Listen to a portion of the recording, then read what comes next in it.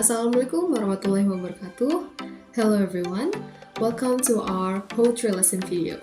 So me and my friend are going to talk about figurative language in a poem. So what is figurative language and what does it have to do with the poem? We're going to find out right after this. But first, I want you to listen to a poem called Lost Philosophy by Percy B. Shelley. So without any further ado, let's hear the poem first. The fountains mingle with the river, and the rivers with the ocean. The winds of heaven mix forever with a sweet emotion. Nothing in the world is single. All things by a law divine in another's being mingle.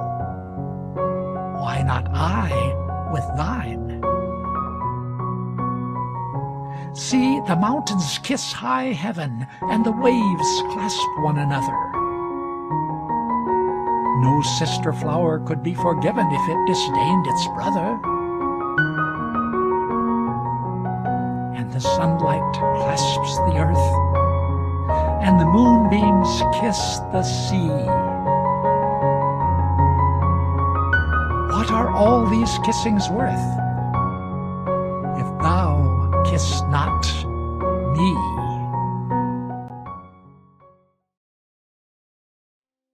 Hi guys! Let me introduce ourselves. Our group consists of 4 people, starting from me, Maura, Natasya, Mulyawanata. Then there are Safira, Dyah, Dewi, Alya, Ramadhani, Putri, and the last one is Adit, Wahyu, Kurniawan. After listening to the poem, how do you all feel?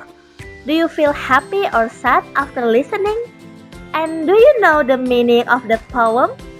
If you don't get it, I will explain the meaning of the poem to you. For its overall meaning, Percy B. Shelley's poem Love Philosophy explores the interconnectedness of nature as a metaphor for romantic love. The speaker argues that since natural elements like rivers and mountains unite, human souls also embrace love. He expressed a longing for physical intimacy, suggesting that love is a natural law. The poem culminates in a rhetorical question about the worth of nature's beauty if unreciprocated love exists, highlighting feelings of unrequited desire and disappointment. Ultimately, it portrays love as both essential and inherently intertwined with the universe's harmony. Hello. So we are finally moving on to the next part, which is the figurative language, right? Do you guys have any idea of what figurative language is? Yeah. And I'm going to start to explain a few things about figurative language itself. Figurative language is a way of using words to create pictures of or feelings in the reader's mind, often by saying something that isn't literally true but helps explain an idea in an interesting way. You guys have any idea of what kind of pictures or feelings that is created from this use of words? There are plenty of types, and we are going to go through 8 of them, which are the hyperbole, the irony, onomatopoeia, imagery, personification, rhetorical questions, metaphor, and simile. And so we are going to look at this part. We have these line up like this around the figurative language. Hyperbole. So what is a hyperbole? Hyperbole is an exaggerated statement not meant to be taken literally. It is often used for emphasis or effect in the reader's mind, and this technique adds drama or humor to add more description and convey strong feelings. For example, "Oh, I'm so hungry I could eat a horse." It emphasizes extreme hungers that someone could even eat a horse. And then, she's been working for 24/7, meaning that she's been working non-stop and for 24 hours whole a day. And then in the other example, she has a mountain of homework, suggesting that she has a large, daunting amount of work that it creates a mountain of it. Moving on to the next one, we have irony. Irony itself involves a discrepancy between expectation and reality. Or we could probably see here that the use of words to express the opposite of literal meaning. It highlights contrast, creating humor or emphasize themes. There are several types of irony, such as verbal irony, which is saying something but meaning the opposite. Situational irony, where the opposite of what's expected happens. And then dramatic irony, where the audience knows something the character don't. For example, for verbal one, "Oh, fantastic," after spilling a drink. And the situational one, "A professional swimmer drowns." And then the third one, the dramatic. In Romeo and Juliet, the audience knows Juliet is alive, but Romeo believes she is dead. Moving on to the next one, we have onomatopoeia. Onomatopoeia uses words that sounds like their meaning, helping readers hear the sound that the writer is describing. We often use this to name sounds based on what we perceive to hear. For example, the clock ticked, where ticked mimics the sound of a clock. Or the bees buzz, imitating the sound bees make. The fire crackled, conveying a popping sound of fire. The next one is imagery. Imagery involves using descriptive language that appeals to the scenes, sight, sound, taste, touch, and smell to create mental image for readers. It uses vivid description that appeals to readers' sense to create image in their head.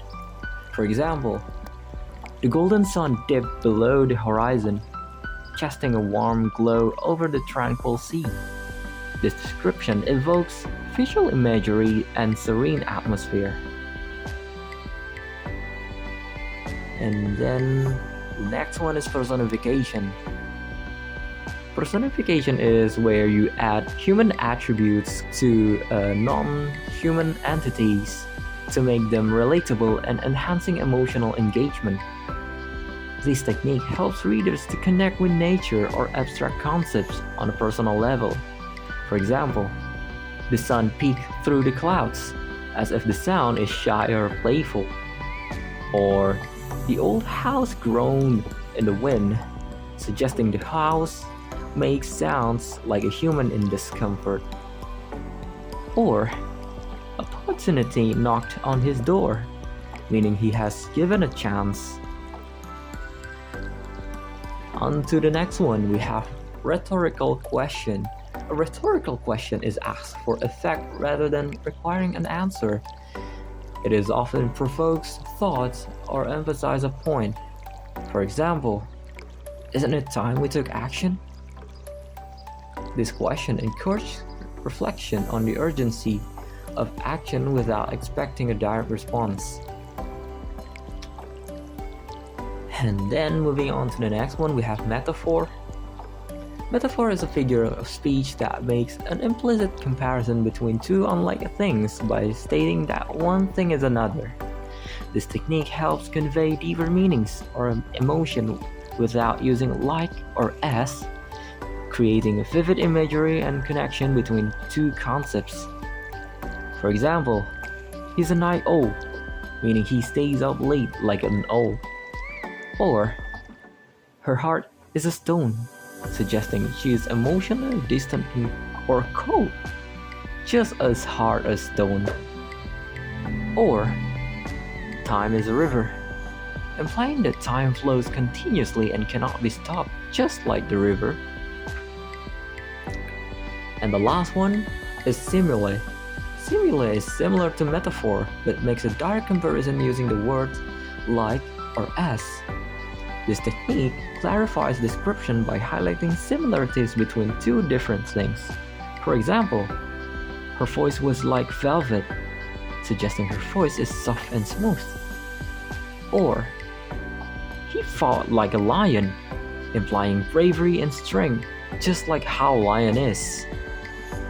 Or, the kids were as busy as bees, indicating they were very active or industrious, just like bees. And now we're finally done with the explanation of the figurative language. So here's the thing. The figurative language that used in the poem titled Love Philosophy by Percy Bysshe Shelley. First, we have rhetorical question. As you can see in the poem, there are lines, "Why not I?" with thine, and "If thou kiss, not me," counts as a rhetorical question. The poet wrote questions for whoever the one he intended to, even if he knew that there would be an answer right away after he wrote the poem. Second, we have personification.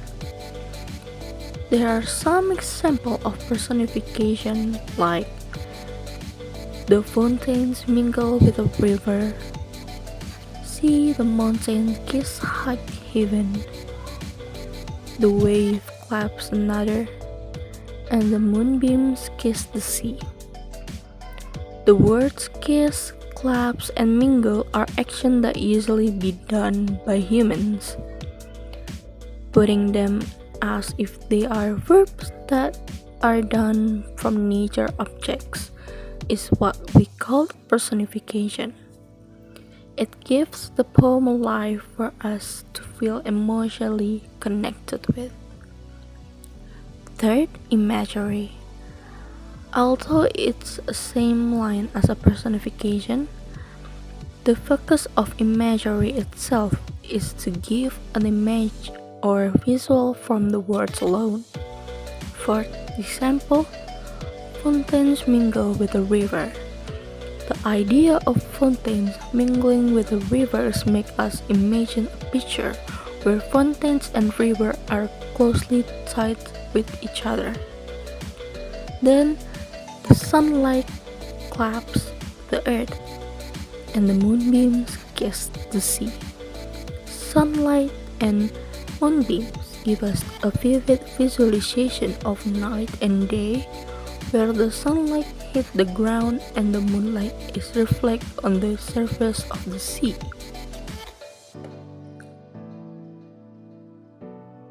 So, what have you learned today?